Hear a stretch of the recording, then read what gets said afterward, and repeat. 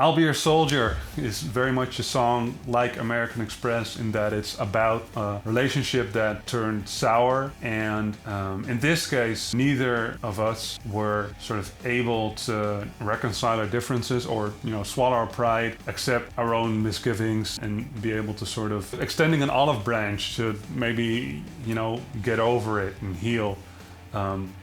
We didn't do that, and that was sort of the shame of the whole thing. And so the chorus is very much sort of a sentiment of frustration, of like, I can be sort of a ride or die.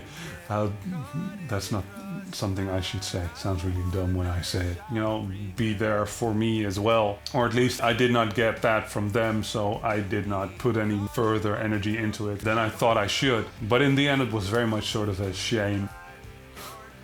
And maybe so now you know why the chorus is so sort of utterly frustrated. So that was the whole thing in that song.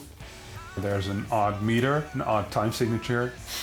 Easy way to spice up melodies that can feel a bit formulaic. Da da da da da da da da. That's just a minor pentatonic thing. But if you lay it over an odd time signature, the way the meter of the words and the language falls on the beats of the time signature can create some really interesting metric flows and bounces. Other thing we did here is this is the only song with a tempo change in it. When producing, I often go like, let's do the chorus 1 or 2 BPM faster and do the verses a bit slower, or the other way around. Depends on what works for the song or for the artist. But in this case, it was just, these two sections feel like they are in different tempos. Let's just play in different tempos. To my surprise, it really works for me. Almost like a bass drop. There's no bass drop in there, but there actually almost is one. It very much feels like you drop into the chorus, like there's a sort of extra gravity on you at that point. And when you speed back up into the riff, into the second verse and the bridge, it very much feels like you're almost racing to catch up, which was what I wanted it to be at that point, because that's sort of how I felt at that point. Also, this is a song that to me most obviously references the fact that it was written solo on the guitar, which is something I really love doing, because obviously the way that you wrote the song, like in terms of instruments, how loud you can go on a guitar or how soft you can go on a guitar and how many ways you have of playing it, coupled with just your voice, means you write it in a certain way. Obviously, ultimately, I ended up playing the whole song in a rock band setting where energy and attitude and fullness of this rock band sound became very leading. So